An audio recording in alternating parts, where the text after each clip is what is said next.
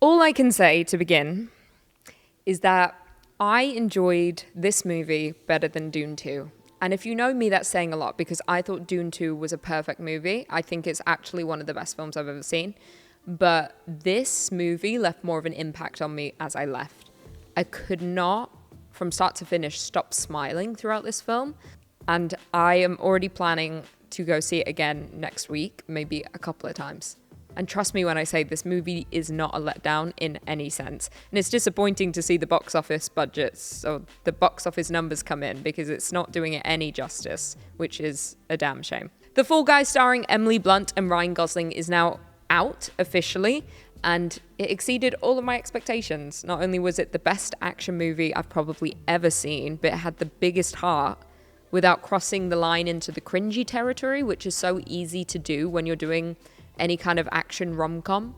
So the plot, for those that don't know, it follows Colt, played by Ryan Gosling. He is a stuntman for an A-list actor, Tom Ryder, played by Aaron Taylor Johnson. So Colt suffers a really serious injury while filming a movie at the very start of this movie. He essentially breaks his back and he has to retire. Well, he flees. He flees for 18 months. His confidence is destroyed. He feels like he screwed up.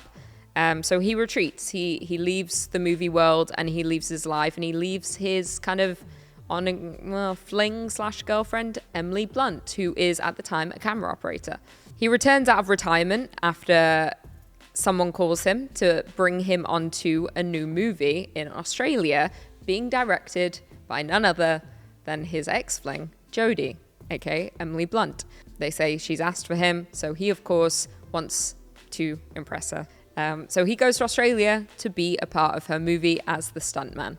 And this movie that is being directed once again stars Tom Ryder in the leading role. However, things aren't so straightforward. Tom has lost his damn mind. He's involved with bad people. He's doing bad things. And this causes chaos for Colt. He is tasked with having to go and get Tom, who has kind of disappeared, and bring him to set to make sure this movie gets finished. However, in the process, you realize that him doing that is he's implicating himself in a crime. So things go from bad to worse quite quickly. Throughout, Colt is quite literally just doing everything he can to save Jodie's movie because he loves her so much, which is also set to be her big break. I mean, they keep referencing it. It's going to be at Comic-Con, Hall H. Now, the movie is filled to the brim with stunts, as you would expect, being a movie about stunt people. Without spoiling too much, in one particular scene, Ryan Gosling is on the back of a moving truck, while Emily Blunt is singing a Phil Collins song on karaoke. The contrast is excellent. It may sound silly, but it worked exceptionally well without trying to be too cringy. The entire scene is not only thrilling, but also incredibly moving, very oddly.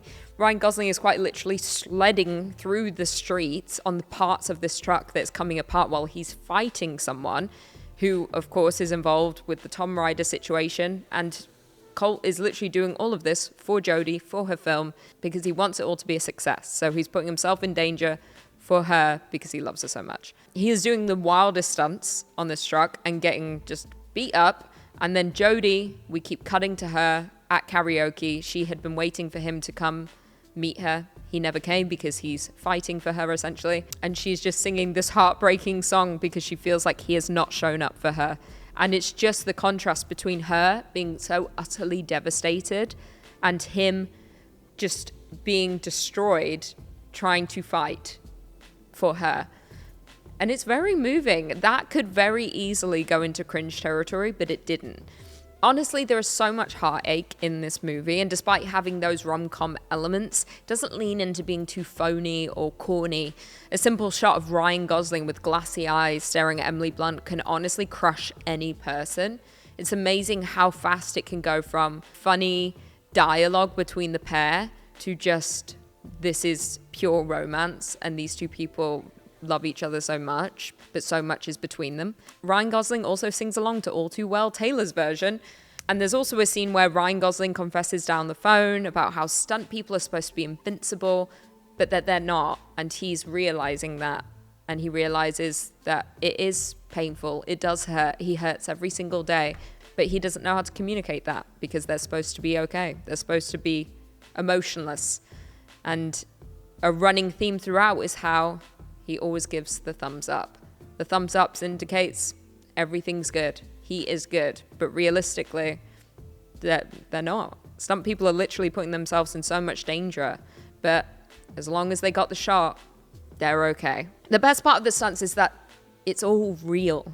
And I know it's a movie about stunt people, so of course it's going to be filled with stunts, and you would expect them to be real stunts. But there's moments that you're watching and you're like, there's no way they did this. There's no way they did this. But if you watch until the credits, you will see that they in fact did everything, absolutely everything, and you see how they did it.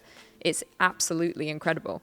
The movie also broke a world record for the most car rolls, and that moment was truly insane. I think they did like 8.5 rolls or something like that.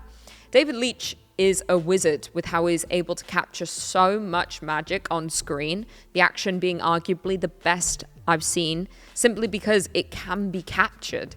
We got stunt after stunt and close-ups of these stunts. We feel like we're right there. There are so many movies where you're watching stunts and you're like, this is blue screen.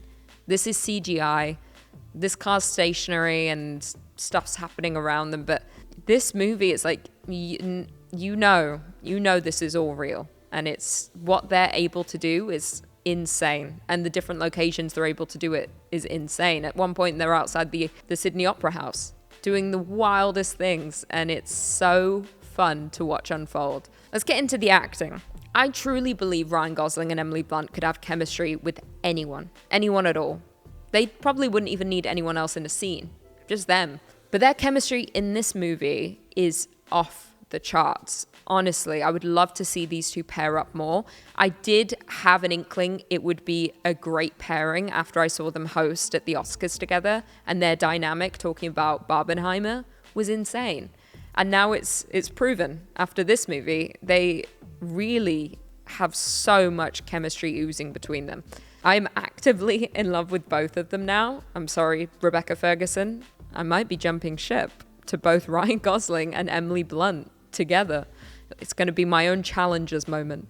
It was refreshing as well to see Emily Blunt in this type of role. I know she often does comedy, and she has done action in the past. She did Edge of Tomorrow. But it felt very different, this role. I think because this movie is so versatile. The characters are so diverse and versatile and fully fleshed out. That's the thing. They have so much to them. It's not just an action movie where people are one-dimensional.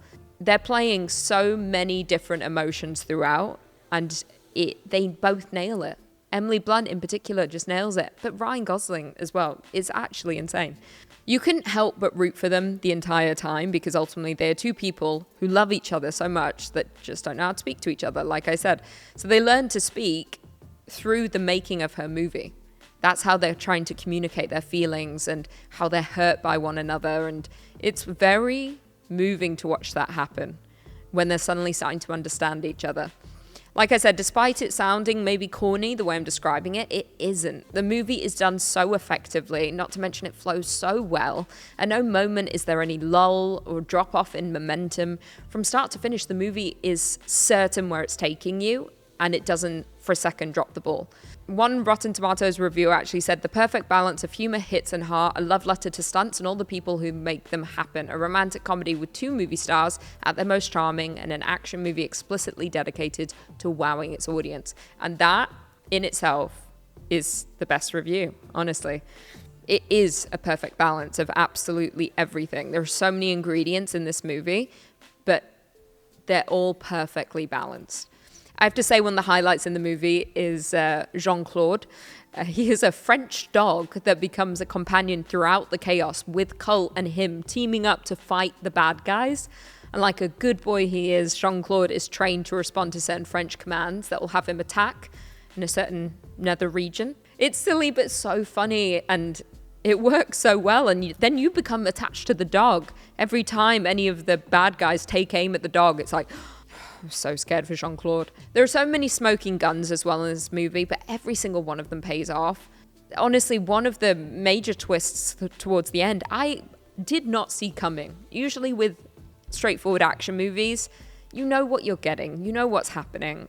You're never truly shocked as to where it's taking you.